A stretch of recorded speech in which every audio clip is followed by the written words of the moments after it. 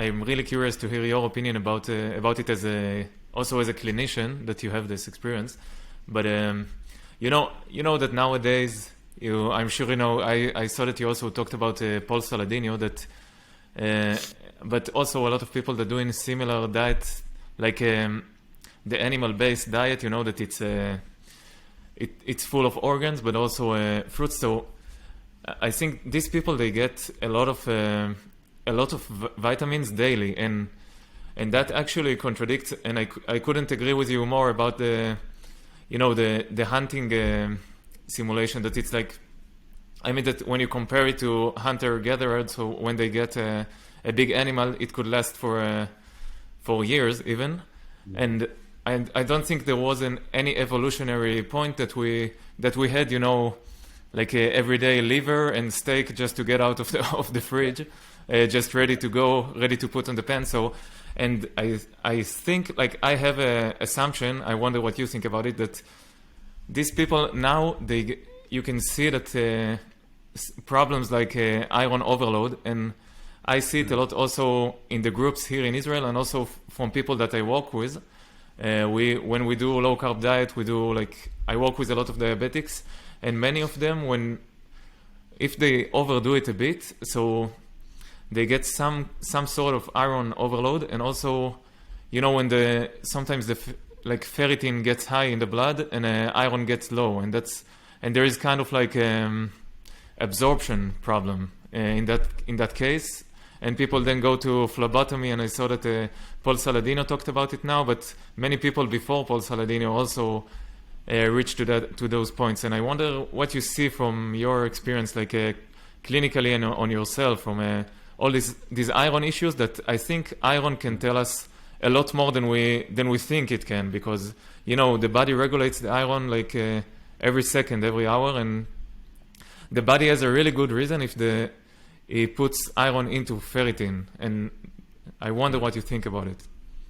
Well, yeah, the iron levels and ferritin levels, and there's different ways of testing iron. There's multiple different ways of testing iron, and iron binding capacity, and how you're stored, because you can actually sequester iron in your bone marrow and things like that, try to hide it away, and for different reasons, and then have it bring it out. And ferritin, of course, can change dramatically depending on what you're doing. Ferritin is actually quite useful as an acute phase reactant, meaning that if you have a lot of inflammation in your body, like an infection or some sort of autoimmune issue or similar, that your ferritin will raise and will go up. And so that can actually be a marker of not of just high iron, but of inflammation.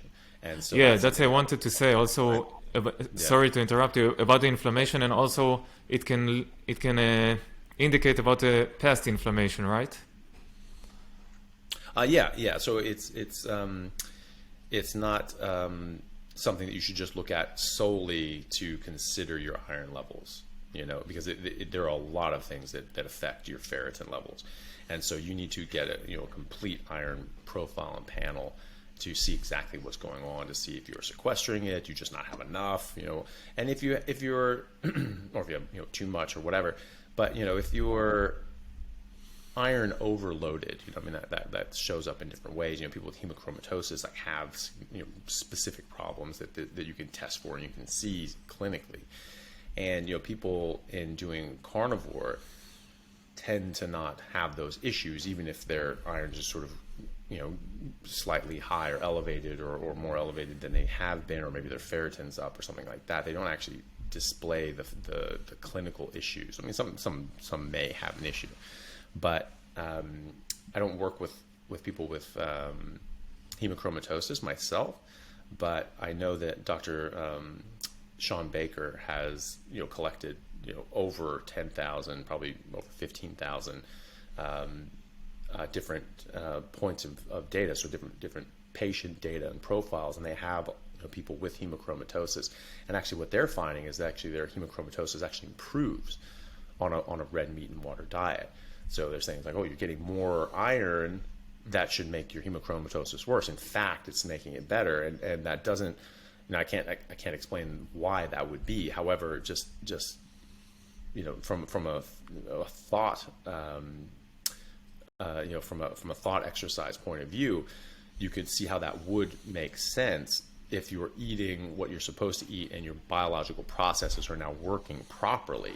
You will likely be able to regulate your minerals and vitamins and other nutrients better. And so it's just like all these other so-called chronic diseases that I think are toxicities and malnutrition. You're eating the wrong thing, and this is changing around and damaging your biochemical processes.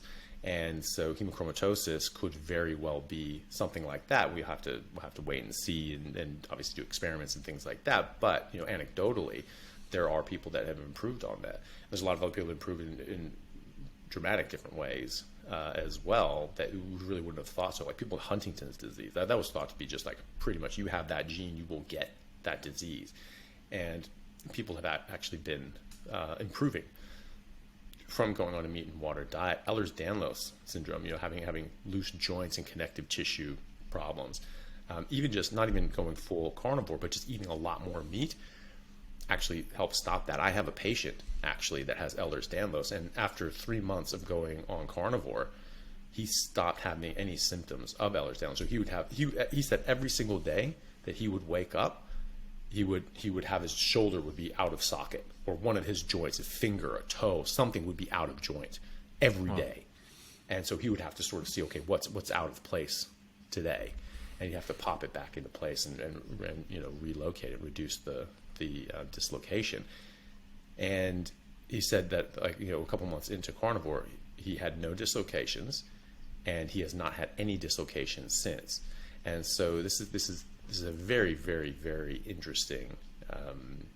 It's just very interesting to see how much improvements people can get. Amazing.